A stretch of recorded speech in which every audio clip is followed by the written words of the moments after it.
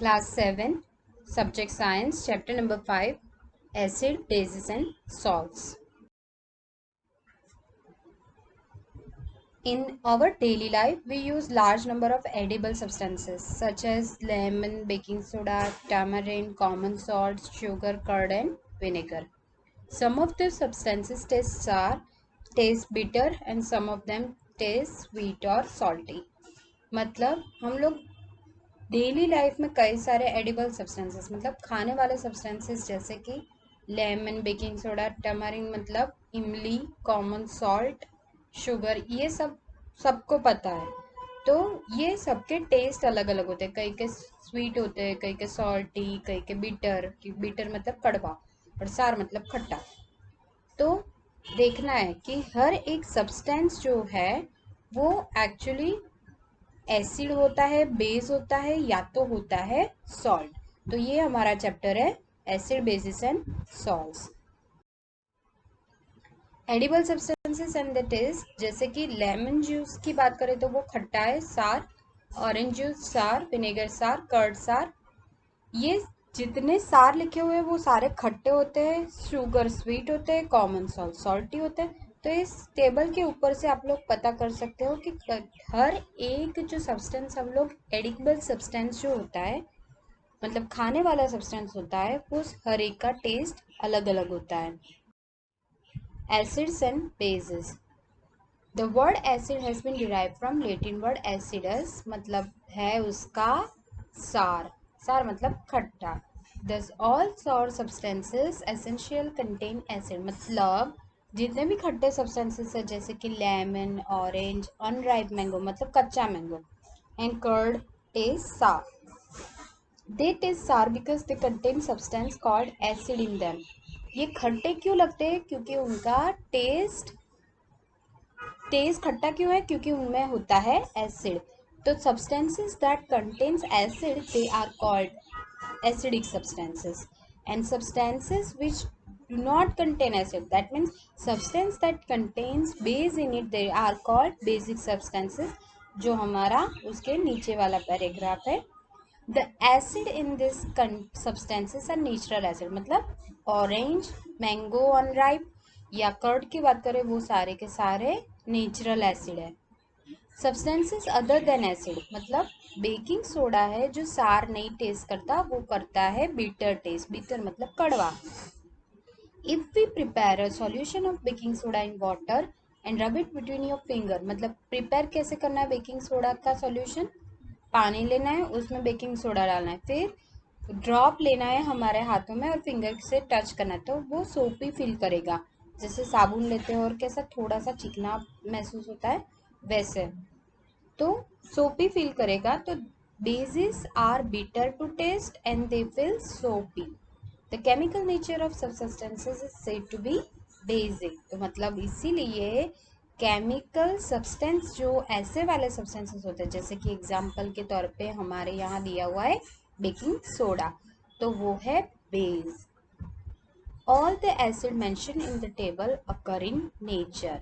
Acid और basis, basis भी कई सारे होते हैं और उसके अलावा एसिड जो है, जो एसिड हमारे मेंशन किए हुए हैं वो सारे नेचुरल एसिड्स हैं। एसिड एंड देयर सोर्सेज, यहाँ पे लेफ्ट हैंड साइड पे नेम ऑफ एसिड है और राइट हैंड साइड कहाँ पे से पाया जाता है। एसिटिक एसिड मतलब विनेगर, जो कि चाइनीज फूड आइटम्स या टमाटो केचप के अंदर ज़्यादातर होता है। विनेगर खट्टा लगता है टेस्ट में, उसे कहते हैं एसिटिक एसिड, मतलब विनेगर में कौन सा एसिड है? Acetic acid. अगर एंट बाइट करे, चींटी काट जाए आपको, तो आपके अंदर बॉडी के अंदर फॉर्मिक एसिड वो इंसर्ट करती है। सिट्रिक एसिड सारे ही खट्टे फ्रूट में से, लैक्टिक एसिड कर्ड में से, ऑक्सैलिक स्पिनच में से, एस्कॉर्बिक एसिड जो कि है विटामिन सी, आंवला इन सिट्रस फ्रूट मतलब खट्टे fruit, tartaric acid tamarind, grape, unripe mangoes, tamarind मतलब इमली, ग्रेप्स और अनराइड मैंगो में से tartaric acid. Bases and their sources, base और वो कहाँ से मिलता है? Calcium hydroxide, lime water, ammonium hydroxide, window cleaner, मतलब घर पे मम्मी लाती होगी विंडो क्लीन करने के लिए, जो लिक्विड होता है उसके अंदर होता है अमोनियम हाइड्रोक्साइड। एक चीज़ नोटिस कर रहे होगे कि पीछे की ओर हर एक के जो भी मिनरल है, calcium, ammonium, sodium, potassium and magnesium, हर एक के पीछे हाइड्रोक्साइड आ रहा है। तो जब कभी भी केमिकल नेम में हाइड्रोक्साइड आए तो वो है हमारा बेस, हमारा नहीं मतलब बेस है वो। Soap, sodium hydroxide and potassium hydroxide. Soap के अंदर कौन सा बेस होता है? Sodium and potassium hydroxide, sodium या तो potassium. Milk of magnesium, magnesium hydroxide. तो ये हो गए basis. Natural indicators around us, हमारे आसपास नेचुरल इंडिकेटर्स है लेकिन हमें वो पता नहीं है कौन कौन से हैं। It is not to safe to taste every substance to find out if it is acidic और basic. There are some special substances that have different colours in acidic and basic mediums. मतलब हर एक substance हम लोग चख नहीं सकते हैं, तो पता कैसे करें कि एसिडिक है कि बेसिक? तो कुछ सब्सटेंसेस ऐसे हैं जो कि कलर देते हैं एसिडिक या बेसिक सब्सटेंसेस के साथ। This substances are known as indicators. ऐसे वाले सब्सटेंस को कहा जाता है indicators. The indicators change the color when added to a solution containing an acidic or basic substance। मतलब इंडिकेटर को हम लोग एसिडिक सब्सटेंसेस में या तो बेसिक सॉल्यूशन में, नॉट सब्सटेंसेस, सॉल्यूशन में डाले तो वो अपना कलर चेंज करता है। मतलब सॉल्यूशन अपना चेंज करेगा अगर इंडिकेटर डाले तो। या तो आगे की ओर आप लोग लिटमस पेपर के बारे में पढ़ोगे तो आप लोगों को पता चल जाएगा कि कैसे लिटमस पेपर रिएक्ट करता है सॉल्यूशन के साथ। सब naturally occurring indicators are litmus, turmeric मतलब हल्दी, चाइना रोज पेटल्स मतलब गुड़हल एंड रेड कैबेज, लाल जो कैबेज आती है वो। This indicators show different colours in acidic and basic media. मतलब बेसिक सोल्यूशन और एसिडिक सोल्यूशन के साथ ये इंडिकेटर्स जैसे कि turmeric, China rose and red cabbage का सोल्यूशन डाले, वो इंडिकेटर्स है, लेकिन उसको भी बनाया जाता है स्पेसिफिक तरीके से। अगर टर्मरिक का इंडिकेटर बनाना है तो टर्मरिक के मतलब हल्दी लेनी है, उसके अंदर पानी डालना है, पेस्ट बनानी है, और उसको अगर हम लोग किसी पेपर के ऊपर रखे हल्दी की पेस्ट और उसके ऊपर सोप सॉल्यूशन डालें तो एक्चुअली में कलर चेंज हो जाएगा रेड। चाइना रोज ले और उसका मतलब रिएक्शन करवाए किसी सॉल्यूशन के साथ तो उसका भी मजेंटा कलर या ग्रीन कलर आता है। तो मतलब ये इंडिकेटर्स है जो हमें मतलब हम लोग भी बना सकते हैं। चाइना रोज को लेना है, पानी में उबालना है और पानी का कलर हो जाएगा पिंकिश, थोड़ा सा लाइट डार्क कलर का होता है। तो इस तरह से रेड कैबेज का भी बन सकता है। रेड कैबेज को डुबा के रखना है, पानी को बॉईल करना है, थोड़े समय के बाद जो रेड कैबेज का कलर है वो धीरे धीरे पानी में आने लगेगा। तो इस तरह से इंडिकेटर्स, नेचुरल इंडिकेटर्स हम लोग घर पे भी बना सकते हैं। और आप लोग कोई भी एसिडिक सब्सटेंस या बेसिक सब्सटेंस है कि नहीं है वो मेजर करने के लिए अलग अलग सब्सटेंसेस ले सकते हो, जो कि पहले मैंने टेबल में दिया था। उसमें से जैसे कि लेमन ले सकते हो या कोई भी ले सकते हो, तो उसके साथ इंडिकेटर को डाल के चेक कर सकते हो वेदर इट इज एसिडिक और बेसिक। ओके, नेक्स्ट है लिटमस। जो मैंने पहले भी बताया था कि लिटमस जो कि है वो नेचुरल इंडिकेटर है जो नेचर से आता है। Litmus is obtain from certain lichens small plants, मतलब छोटे प्लांट्स होते हैं, उसे डाइल्यूट किया जाता है सॉल्यूशन में। लिटमस हैव मोव मतलब purple colour in water, purple colour देता है वाटर के अंदर। In an acidic solution it turns red, मतलब अगर एसिडिक सब्सटेंस हो तो लिटमस चेंज हो जाता है रेड कलर में। When it is added to a basic solution, it turns blue। जब बेसिक सोल्यूशन में डालते हैं तब उसका कलर हो जाता है blue. Usually it is available as red and blue litmus paper।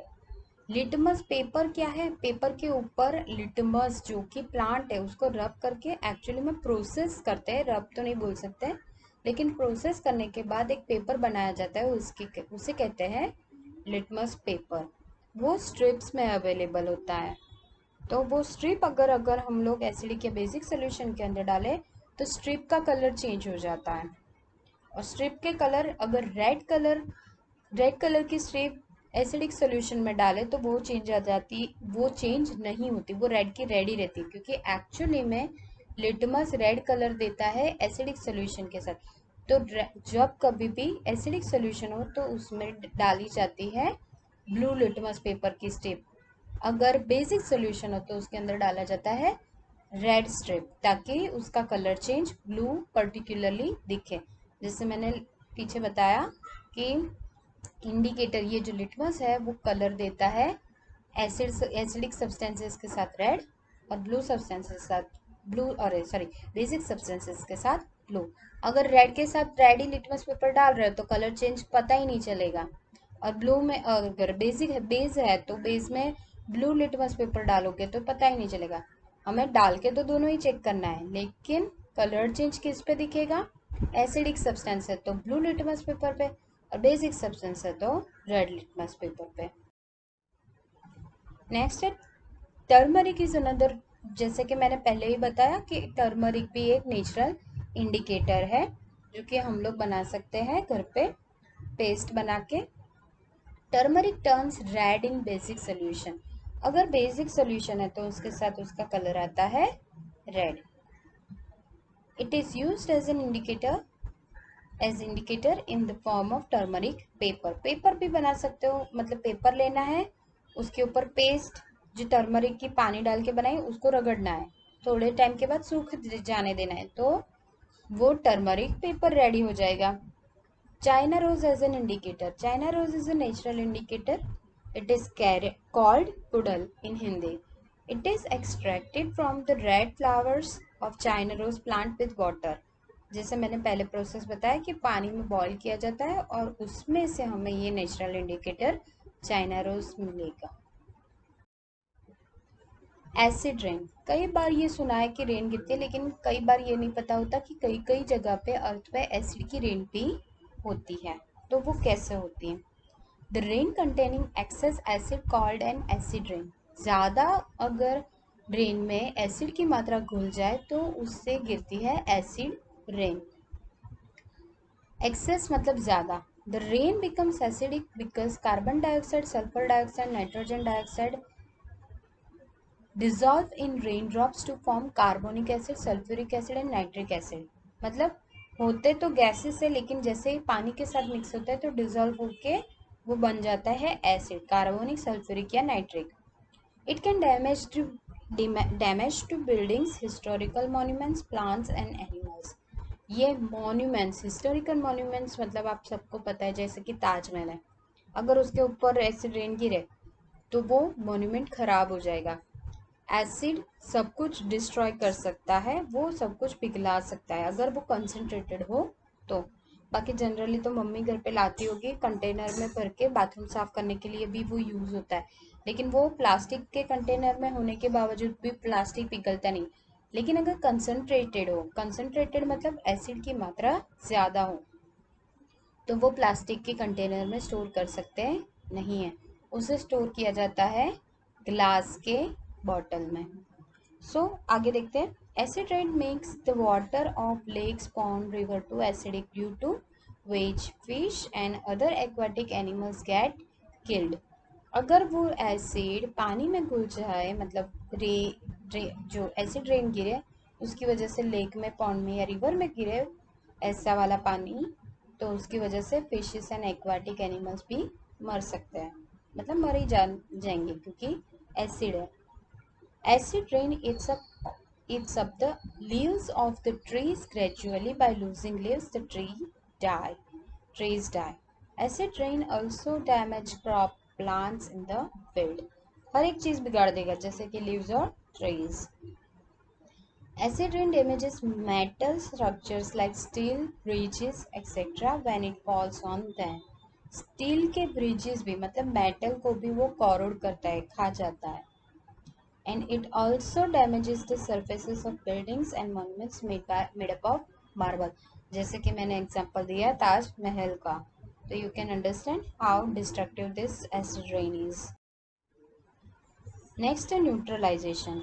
अगर एसिड कंबाइन हो बेस के साथ तो जो सोल्यूशन या जो सॉल्ट फॉर्म होती है उसे कहते हैं न्यूट्रल सॉल्ट, या तो कह सकते हैं कि न्यूट्रल सॉल्यूशन। एसिड है बेस है, दोनों को कंबाइन करो केमिकली तो जो फॉर्म होता है वो फॉर्म होगा neutral solution. Acid plus base form salt and water and heat is involve. मतलब एसिड बेस के साथ रिएक्ट करे तो सॉल्ट फॉर्म होंगे, उसके साथ साथ वाटर ड्रॉपलेट्स फॉर्म होंगे और साथ ही में गर्मी, हीट मतलब गर्मी, गर्मी भी प्रोड्यूस होगी। अगर एग्जाम्पल के तौर पे देखें तो hydrochloric acid is reacting with sodium hydroxide जो कि है NaOH बेस, और हाइड्रोक्लोरिक है हाइड्रोक्लोरिक एसिड है HCl। दोनों रिएक्ट करें एक दूसरे के साथ तो फॉर्म होता है सोडियम क्लोराइड जो कि सॉल्ट है, जो कि कॉमन सॉल्ट है, हम लोग घर पे खाते हैं वो वाली। वाटर भी फॉर्म होता है और साथ में हीट भी इवॉल्व होगी। ये एक एग्जांपल हुआ न्यूट्रल सॉल्यूशन का या न्यूट्रल सॉल्ट का। If dilute sulfuric acid is added to lime water which is a base, lime water क्या है, बेस है, और डाइल्यूट सल्फ्यूरिक एसिड एसिड है, तो न्यूट्रल सॉल्यूशन मतलब न्यूट्रल रिएक्शन होगा और उसके कारण जो मिक्सचर होगा वो गर्म होगा और उसमें से नई चीज़ भी निकलेगी। And the reaction mixture become hot we are going to use an indicator which you have not use so far, it is called phenolphthalein. See यहाँ पे फिनोल्फथैलीन एक और इंडिकेटर बताया है, नेचुरल इंडिकेटर्स तो है ही लेकिन उसके अलावा एक और इंडिकेटर है, उसका नाम है phenolphthalein. Okay, neutralization in everyday life, मतलब हर रोज हम लोग न्यूट्रलाइजेशन रिएक्शन एक्चुअली में यूज भी करते हैं। कैसे? अगर इंडाइजेशन मतलब खाना अच्छे से पचे ना तो our stomach produces hydrochloric acid, हमारा स्टमक जो प्रोड्यूस करता है hydrochloric acid, actually hydrochloric acid है, उसका काम है कि हमारे स्टमक में से जो माइक्रो ऑर्गेनिज्म प्रेजेंट है उसे मार दे। फूड में भी होते हैं तो that is the function of hydrochloric acid.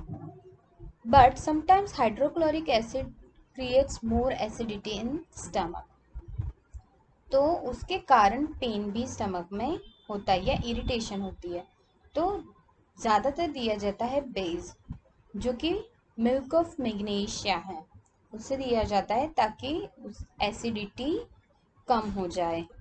Milk of magnesia को कहा जाता है एंटासिड। एंटासिड का अनदर मतलब एक और नाम है, उसका नाम है baking soda which contains a base sodium hydrogen carbonate.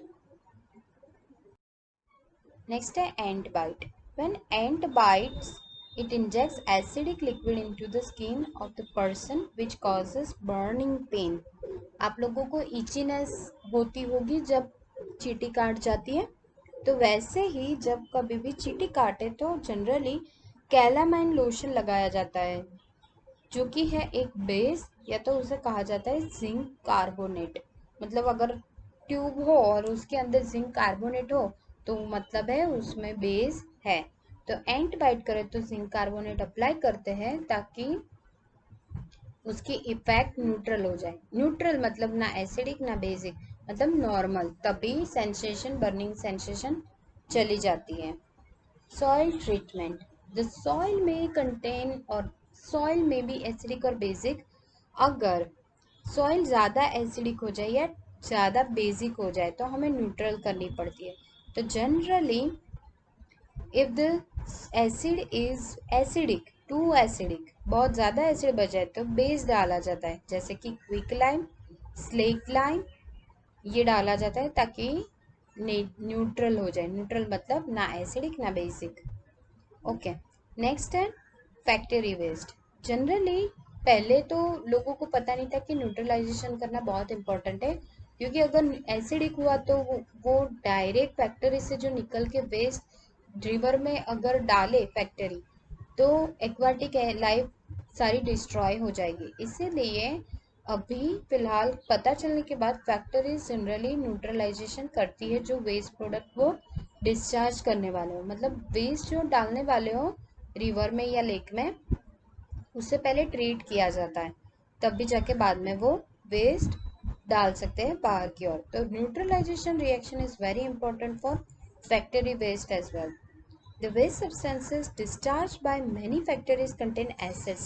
If this factory waste are allowed to flow into the water bodies, then the acid present in them will kill fish and other organisms which live in water bodies. The factory waste are therefore neutralized by adding basic substances before discharging them into water bodies.